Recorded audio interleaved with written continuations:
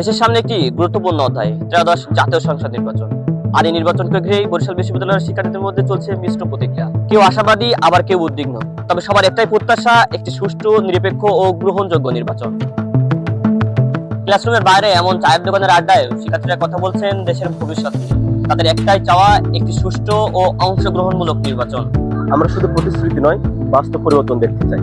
যারাই ক্ষমতা আসুক না কেন, তরুণদের কথা ভাবতে হবে, এটাই আমাদের আশা। আমার ভোট আমি নিজেই দিতে চাই এবং আমার প্রধান চাওয়া হচ্ছে ত্রয়োদশ জাতীয় সংসদ নির্বাচন সুষ্ঠু ও সুন্দর হোক। বাংলাদেশে বর্তমানে 5ই আগস্ট পরবর্তী যে রাজনীতি চলছে, যে রাজনীতির পুরো একটা চেঞ্জ, মানে পলিটিক্যাল চেঞ্জ, যেটাকে বলা হয় পলিটিক্যাল রিফরমেশন, সেই রিফরমেশনটা আসার পরে বাংলাদেশের মানুষ এখন হচ্ছে যে আগের যে পুরনো ধ্যান ধারণার যে রাজনীতি আছে, সেই রাজনীতি থেকে বেরিয়ে নতুন একটা রাজনীতিতে চলে যাচ্ছে। এবং এখানে আমরা যে বাংলাদেশের একটা ওয়েলফেয়ার চাচ্ছি, এবং যে ওয়েলফেয়ারের মাধ্যমে মানুষ যারা প্রতিনিধি হিসেবে আসবে তাদের মাধ্যমে বাংলাদেশের জনগণের কল্যাণ হবে এবং একটি ইনসাফ ভিত্তিক যে রাষ্ট্র, সেই রাষ্ট্র পরিচালিত হবে। এরকম একটা বাংলাদেশের যে বর্তমান প্রতিনিধি আছে বা নির্বাচন আছে, সেখানে আমরা চাচ্ছি। আমার চাওয়া হচ্ছে দেশে সুষ্ঠু গণতন্ত্র প্রতিষ্ঠিত হোক, তাই আমি চাই একজন যোগ্য ব্যক্তিকে ভোট দিতে।